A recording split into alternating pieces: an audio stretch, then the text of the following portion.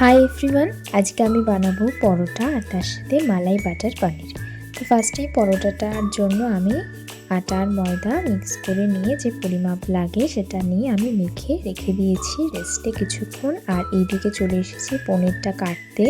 পনিরটা কেটে নিয়ে আমি সেটাকে লঙ্কা, হলুদ আর একটু নুন দিয়ে ম্যারিনেট করে রেখে দিলাম কিছুক্ষণ। আর এইদিকে আমি বাদবাকি জোগাড়গুলো করে নিচ্ছিলাম। পেঁয়াজ, টমেটো, আদা, রসুন, লঙ্কা এগুলো কেটে নিয়েছি। আর এদিকে গোটা গরম মশলা নিয়েছি। আর মশলা, হলুদ, লঙ্কা, জিরে, ধনে আমি জলে একটু মিশিয়ে রেখে দিয়েছি। আর তার সাথে টক দইটা একটু ফ্যাটিয়ে রেখে দিয়েছি। আর এইদিকে সবার ফার্স্ট পনিরটা ভালো করে ভেজে নিয়েছি। আর পনিরটা আমাদের বাড়িতে একটা কাকু এসে দিয়ে যায়, উনি বাড়িতে বানান, এত ভালো হয় পনিরটা, একটুও ভাঙে না, খুব সফট থাকে। আর তারপরে এখানে কাজু, পেঁয়াজ, টমেটো, আদা, রসুন এগুলো আমি একটু হালকা তেলে ভেজে নিয়েছি, মানে একটু সেদ্ধ হওয়া পর্যন্ত হালকা হালকা নাড়িয়ে নিয়েছি। তারপর সেটাকে ঠান্ডা করে নিয়ে আমি একটা ফাইন পেস্ট বানিয়ে নিয়েছি। তারপর তেলের ভেতরে গোটা গরম মশলাগুলো দিয়ে আমি যে পেস্টটা করেছিলাম সেটা দিয়ে দিয়েছি। আর ভালো করে কষিয়ে যতক্ষণ না তেল বেরোচ্ছে ততক্ষণ ওয়েট করেছি। তারপর হালকা একটু গরম জল দিয়ে একটু ফুটতে দিয়েছি।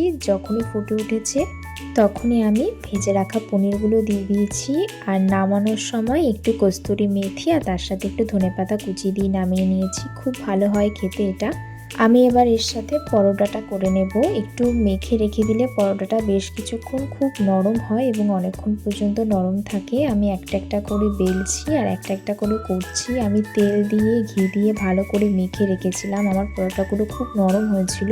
আর পনিরটা তো খেতে অসাধারণ হয়েছিল আর কম্বিনেশনটাও খুব ভালো। তো রাত্রেবেলায় এটা দিয়ে ডিনার করেছিলাম আমরা সবাই।